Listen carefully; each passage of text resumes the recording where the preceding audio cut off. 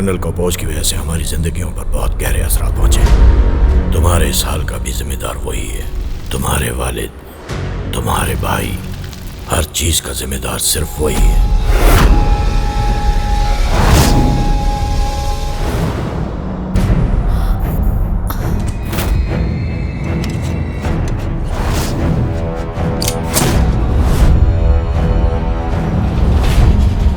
एक मिनट जरा आप रुकिए।